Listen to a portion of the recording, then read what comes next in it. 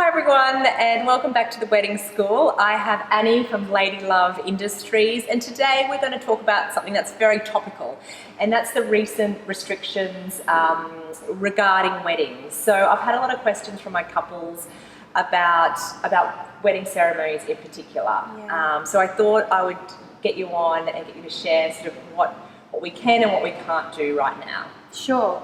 I'm happy to share what I know, but I just want for everybody to be aware that this information is getting updated and changed almost daily. So ensuring that you stay on top of things via your own research and through government channels is the most effective way to manage it. And so the information that we have on hand at present today is that weddings can go ahead and we can have up to 100 people.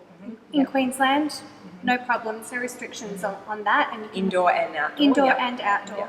So the only regulation within that is that we have social distancing measures in place between guests. Obviously, that's a fairly difficult thing to police in a wedding environment, in a wedding situation, which is why I think it took so long for the government to ease restrictions and let us back into this game, because at weddings they are about cuddling and high kissing vibe, and, high emotion, you know, and especially now for lots of us who haven't been to any events for a long time, who haven't seen family members and friends for a long time. You're seeing people and you're like excited, so you want to reach out and hug them. But I think that the biggest challenge for us in this circumstance, and I did a wedding yesterday, and I saw people doing quite a good job of it, is when you see someone that you know and love just going, hey, how are you? You look amazing! And using lots of arm actions. And you know, I saw lots of elbow taps and things like that going on. But if we can just resist the urge to not actually press our bodies against each other, that's a huge hugely helpful thing to do, because it puts the rest of your wedding team's minds at ease. For people like you and me who sort of are suddenly become COVID marshals and we're overseeing everything and wanting to ensure that any behaviour that's displayed isn't going to be detrimentally affect our business. It's hugely helpful if people can be responsible for their own behaviour and for the way that they're interacting with their friends and family on the day, so that we don't have to be the people to be the fun police and break things up. So, in saying all of that, ceremonies can go ahead. We can get you married. Your day can be amazing. As I said, I did a wedding yesterday and it was beautiful and it was so amazing. There are things to be aware of, like when the couple is signing the documentation at the end of the ceremony. I've got a few safety measures in place. I have a few different pens. I have a microphone sock that I take on and off, so that when I'm talking into the microphone sock is on, and then I take it off for when the couple want to use it. Great idea. So, you know, we've all got our own COVID safe plans in place, and we're all trying to do our best to ensure everybody's safety, and at the same time for it to make it feel like it's not being policed, for it to feel natural and for it to feel fun. Are the couple allowed to stand there with you in front of their guests with their bridal party? Is that okay? Yeah, sure. We had 3 on each side at yesterday's wedding, evenly spaced, and it was fine. Obviously, the couple don't need to be spaced apart. They can be touching, they can kiss, they can be affectionate with each other, and we're all there for them. So that's the main thing, that they can still be as openly affectionate with each other as they want. And when I'm talking to the couple, obviously I'm aware of keeping my distance, and I'll hand the microphone over to them when necessary, whereas sometimes I might normally hold on to the microphone and stay close. I've just changed a few little strategies where they hold the microphone for themselves.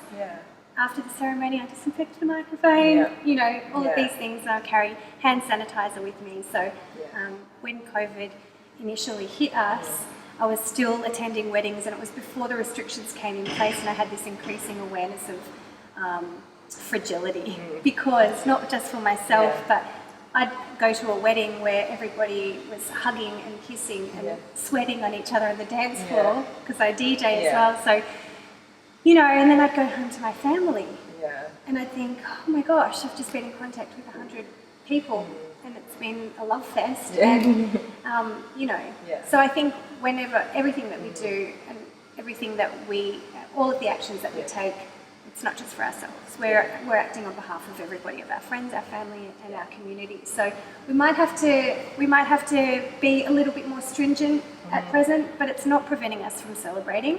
It's not preventing us from having an excellent time. I know everybody at that wedding yesterday said over and over again just how amazing it was, and certainly none of us felt weird or awkward. No, I definitely didn't. I didn't feel like there was any kind of dark cloud hanging over us or anything like that. It was heaps of fun.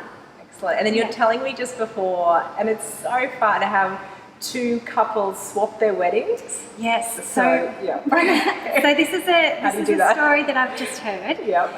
There's a couple in New South Wales who are having a very small wedding, but most of their family are in Brisbane.